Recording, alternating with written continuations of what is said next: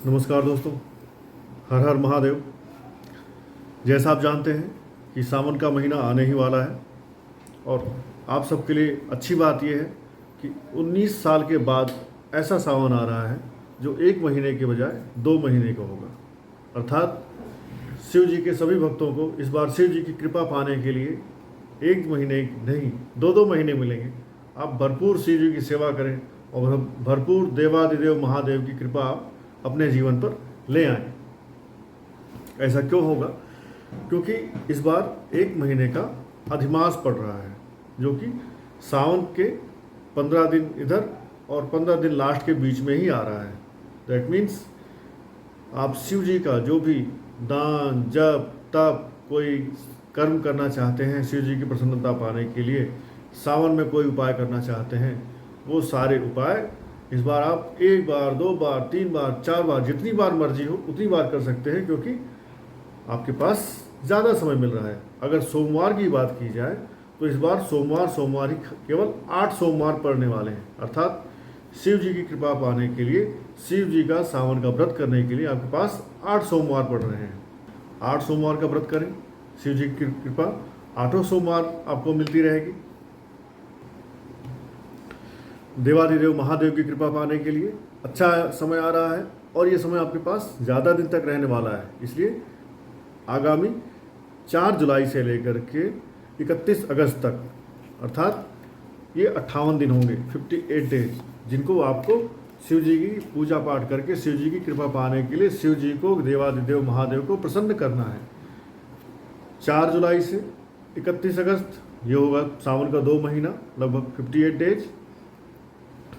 इसी के साथ इसमें 8 सोमवार पड़ने वाले हैं और 18 जुलाई से लेकर के 16 अगस्त तक ये रहेगा इसी में अधिमास।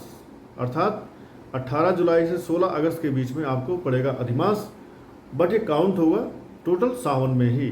तो 58 दिन तक शिव जी की पूजा पाठ करें, तपस्या करें, दान करें, कोई आपको कर्म करना है पितरों के लिए, अपने घर परिवार के लिए, सारे काम आप कर सकते हैं और करके इसका लाभ ले सकते हैं। अब अगर शिव जी की बात करें तो शिव जी की तपस्या से, शिव जी की पूजा से हमें क्या नहीं मिल सकता।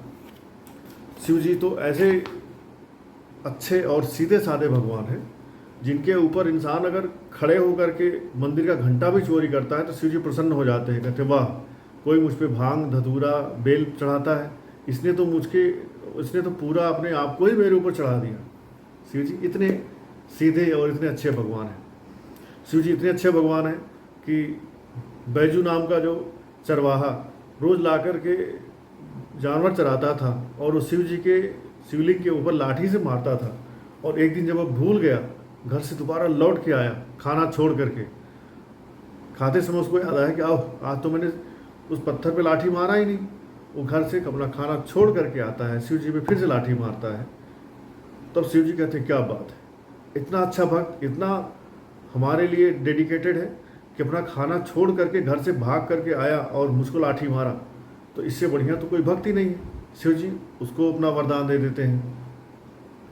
ऐसे ही शिकारी बेल के पेड़ पे चढ़ा होता है और वो घात लगाए होता है अपने शिकार के लिए, लेकिन क्योंकि बेल के पेड़ के ऊपर चढ़ा होता है, नीचे शिवलिंग होता है, ऊपर से वो बेल के पत्ते तोड़ तोड़ के गिराता रहता है और शिव जी के ऊपर वो पत्ते गिरते रहते हैं। शिव जी इससे प्रसन्न हो जाते हैं कि क्या बात है, इसने बिना कुछ खाए पिए व्रत रह करके मेरे ऊपर बेल के पत्ते गिराए। भले ही वो निशाना कोई उसका और था, परंतु शिव जी ने काउंट किया अपने लिए कि इसने मेरे लिए इतना सारा किया। शिव जी उससे प्रसन्न हो जाते हैं। तो सोचिए, यदि आप श्रद्धा के साथ शिव जी की पूजा करते हैं तो क्या नहीं हो सकता आपके लिए। आगामी 4 जुलाई से लेकर के जो 31 अगस्त तक का समय है, इसमें 8 सोमवार आने वाले हैं। इन 8 सोमवार को, या बल्कि इस टोटल 58 दिन में आप शिव जी की पूजा पूरी तन मन धन के साथ करें और शिव जी आपके इन 58 दिनों को आपके जीवन के समस्त पाप संताप हर करके आने वाले समय को सुखमय बनाने का पूरा प्रबंध कर देंगे।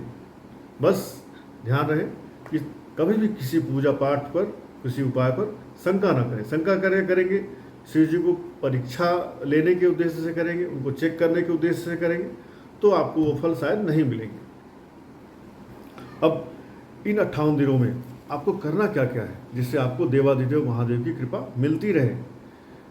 58 के 58 दिन यदि आप नहीं कर सकते हैं तो कम से कम 8 सोमवार जो पड़ने वाले हैं, शिव मंदिर में जा कर के शिव जी को भांग, धतूरा, बेलपत्र, बेल का फल मिल जाए, दूध, काला तिल, केसर, फल, ये जो चीज़ें हैं शिव जी को अर्पण करें।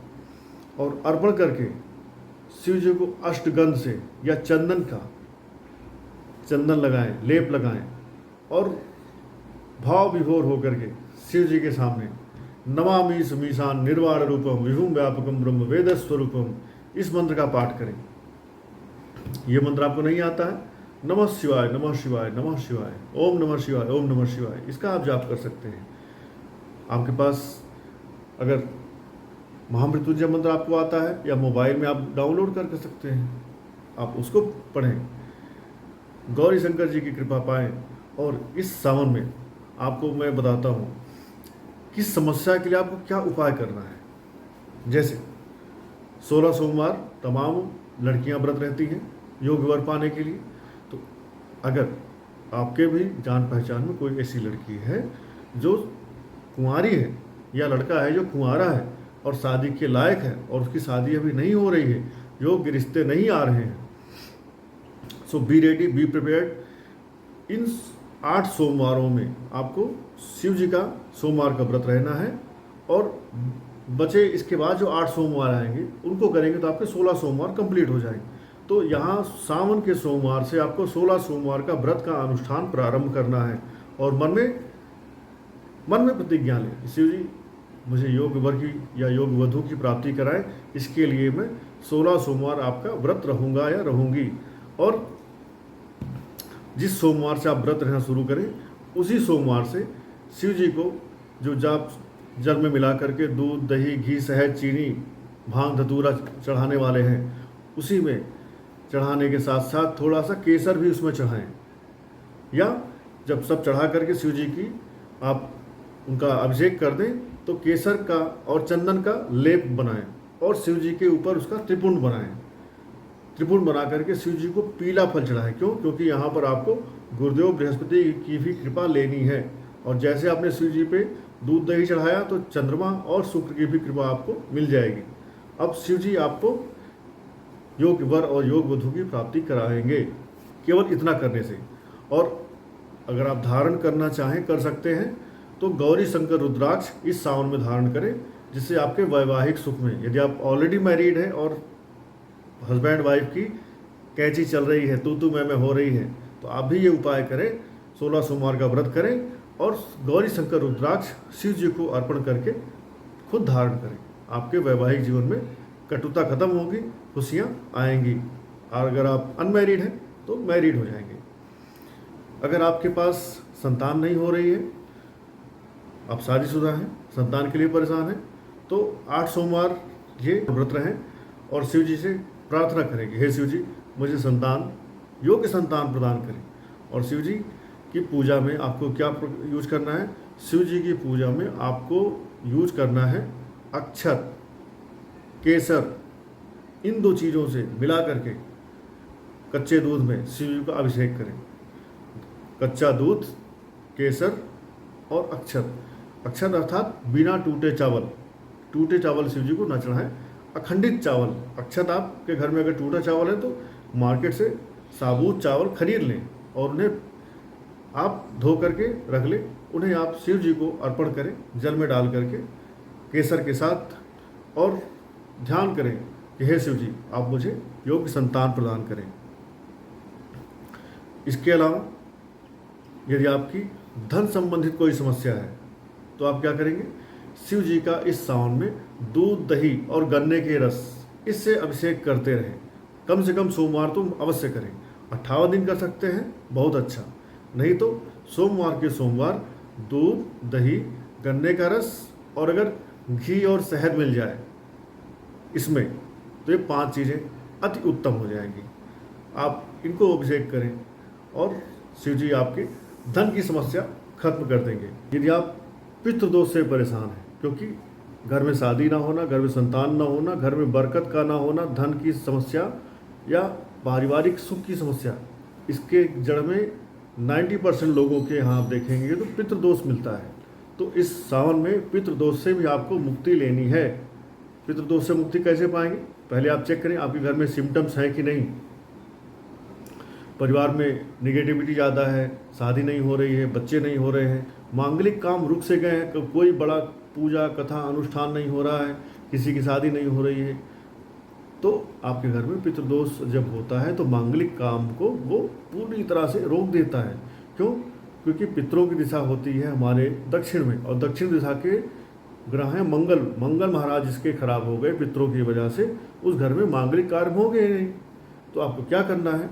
अपने पितरों की शांति करनी है। सावन के 58 दिन आपको सफल बनाने हैं अपने जीवन में। तो क्या करें? सोमवार, 8 सोमवार 21 मदार के, या उसको कहीं जगह पर आक बोलते हैं, कहीं पर उसको अकवन बोलते हैं, तो 21 मदार के फूल, 21 बेलपत्र और 21 भांग की कलियां, और धतूरा मिल जाए तो 21 धतूरे शिव जी को आपको चढ़ाना है 8 सोमवार सावन की। चढ़ाने के बाद वहीं पर बैठ करके 21 मिनट तक शिव जी का आपको ध्यान करना है, या ऐसा आप कर ले जाते हैं। साथ में कर्म साक्षी दीपक देसी घी का, या तिल के तेल का, या सरसों के तेल का, इन्हीं तीनों में से आप जलाएंगे। देसी घी गाय का मिल जाए, या तेल का हो, सरसों के तेल का या तिल के तेल का, इनको आप जलाते हैं शिव जी के सामने, और शिव जी को काला तिल सफ़ेद तिल मिला करके चढ़ाते हैं इन सभी सामान के साथ में। 8 सोमवार करते करते आपका पितृदोष आपसे दूर जाता हुआ दिखाई पड़ेगा। इस बार क्योंकि सावन 2 महीने का पड़ रहा है, 58 दिनों का पड़ रहा है, तो इसमें 2 अमावस्याएँ पड़ेंगी, और अमावस्या खास करके हमारे पितरों के लिए ही होती हैं। पहली अमावस्या आ रही है 17 जुलाई को, और दूसरी अमावस्या पड़ेगी 16 अगस्त को। तो 17 जुलाई और 16 अगस्त कोशिश करें कि गंगा स्नान करने जाएं दोनों अमावस्या में। गंगा स्नान करते हुए जो चीज़ आप शिव जी को यहाँ चढ़ा रहे हैं, भांग, धतूरा, काला तिल, सफ़ेद तिल, 21 मदार के फूल, 21 बेलपत्र, 21 भांग की कलियाँ, ये सारे सामान आप गंगा जी के किनारे जो शिवलिंग हो ना, उन पर गंगा जल के साथ चढ़ाएं और प्रार्थना करें, हे हमारे पितरों, आप तृप्त होइए और हम पर प्रसन्न होइए, क्योंकि वो आपके ही पूर्वज हैं। वो आपसे किसी वजह से नाराज हो सकते हैं। क्यों? क्योंकि जब बेटा अपने पिता के प्रति दायित्वों को पूरा नहीं करता है तो पितर नाराज होते हैं। जैसे छोटा बच्चा अपने माँ बाप से नाराज होता है, ऐसे ही माँ बाप अपने बच्चों से भी नाराज होने का हक रखते हैं। और ख़ास करके पितर उन लोगों से ज़्यादा नाराज होते हैं जो पितरों के लिए काम करने के लायक होते हैं, पितरों का श्राद्ध कर्म करने के लायक होते हैं, लेकिन फिर भी नहीं करते हैं। पितर भी देखते हैं। सपोज उनका एक कोई बच्चा है जो आर्थिक रूप से बहुत कमज़ोर है, वो गया या पुष्कर या हरिद्वार में उनकी श्राद्ध नहीं कर पा रहा है, इस लायक है ही नहीं कि उसके पास धन हो श्राद्ध कर सके, गया जाके कोई अनुष्ठान कर सके। पर कोई उन्हीं की ऐसी संतान है जो धन से मजबूत है, समय भी है, लेकिन उस धन और समय के वो पितरों की शांति के लिए यूज नहीं कर रहा है, तो ऐसे लोगों से पितर ज़्यादा नाराज होते हैं। इसलिए यदि आप भी अपने पितरों से परेशान हैं और एक नालायक संतान हैं, मैं ये शब्द मैं कह रहा हूँ नालायक संतान, क्यों? क्योंकि नालायक संतानों से ही पितर नाराज होते हैं। तो कोशिश करें कि अब आप लायक बन जाएं, अपने पितरों के प्रति जो आपकी जिम्मेदारी है उसे पूरा करें, नहीं तो ये जो समस्या है इंटरेस्ट के साथ बढ़ती जाएगी और आपकी जो औलाद होगी उन पर भी ये ट्रांसफ़र होगी, और आप थोड़े परेशान हो रहे हैं, वो ज़्यादा परेशान होंगे। इन 8 सोमवारों को और 2 अमावस्या जो पड़ रही हैं, इन पर आप ये उपाय करें और शिव जी के सामने दीपक जला करके प्रार्थना करें कि हे शिव जी, आप देवादिदेव महादेव हैं, इस दुनिया के जगत पिता हैं, आप हमारे पितरों को तृप्ति दें, उनको शांत करें, उन्हें मुक्ति दें। जो हमारे पितर अभी किसी दूसरी योनि में या नरक में या किसी अन्य लोक में अभी भ्रमण कर रहे हैं, परेशान हो रहे हैं, आप उन्हें शांत करें। शिव जी की पूजा करने के साथ साथ आप, एक मंत्र है इनका, ये मंत्र पढ़ते हैं तो सोने पे सुहागा, इस मंत्र को पढ़ सकते हैं।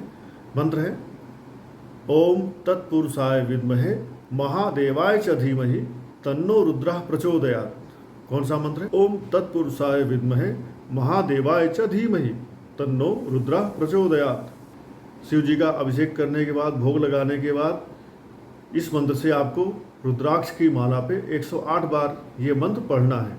और ये मंत्र आप बाकी चीज़ कर ले जाते हैं, बहुत अच्छी बात है। इस मंत्र को डेली 58 दिन तक आपको पढ़ना ही पढ़ना है। और कोशिश करें कि सुबह शाम दोनों, एक माला सुबह एक माला शाम आप इस मंत्र की पढ़ें। निश्चय ही आपके पितृदोष से आपके पितृ मुक्त होंगे और आपको पितरों से जुड़ी कोई समस्या जो जुड़ी हुई थी उससे आप छुटकारा पाते हुए दिखाई पड़ेंगे। और संतान सुख या संतान सुख हो या शादी हो या घर में कोई मांगलिक कार्यक्रम हो, वो सारे होने प्रारंभ हो जाएंगे। गंगा जी के ही किनारे आप चाहें तो अपने पितरों का गंगा जल से तर्पण कर सकते हैं, वहीं पर उनका श्राद्ध और पिंडदान भी कर सकते हैं। इससे भी आपके पितरों को अच्छा लगेगा, आपके पितृ आपसे प्रसन्न होना जल्दी प्रारंभ करेंगे। तो ये था पितृदोष जो आप इस सावन के सोमवार में कर सकते हैं। इसके अलावा आपको क्या क्या कर सकते हैं? सावन का मुख्य उपयोग इंसान अपने इस जन्म के अलावा अगले जन्म और लोक के अलावा परलोक, इसके लिए भी इंसान को चिंता करके सावन के सोमवार का भरपूर सदुपयोग करना चाहिए। वो कैसे करेंगे? इस सावन में पूरे 58 के 58 दिन आप कभी भी महारुद्र का, शिव जी का रुद्राभिषेक करवाएं। रुद्राभिषेक कराने के लिए किस चीज़ से क्या होता है? आप दूध से, दही से, गन्ने के रस से, जल से, गंगा जल से, कुश से, अलग अलग चीज़ों से रुद्राभिषेक कर सकते हैं। और रुद्राभिषेक अपने घर में करें, चाहे आप आसपास के किसी मंदिर में करें, या यदि आप किसी पवित्र नदी के किनारे रहते हैं तो आप गंगा, यमुना, गोदावरी, नर्मदा, इनके किनारे भी रुद्राभिषेक कर सकते हैं, अधिक पुण्य मिलेगा। कोई सिद्ध मंदिर हो, कोई सिद्ध शिव जी का शिवालय हो, वहाँ आप शिव जी का रुद्राभिषेक वहाँ कर सकते हैं, या अपने घर में कर सकते हैं पार्थिव शिवलिंग बना करके, अथवा सोने के, चांदी के, स्फटिक के या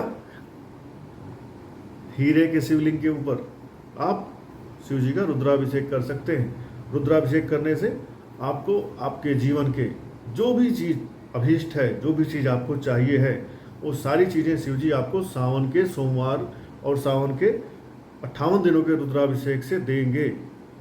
आप बताइए ना क्या चाहिए आपको? शिव जी की आप तपस्या करिए, पूजा करिए, रुद्राभिषेक करिए, शिव जी आपको ना दे तो कहना।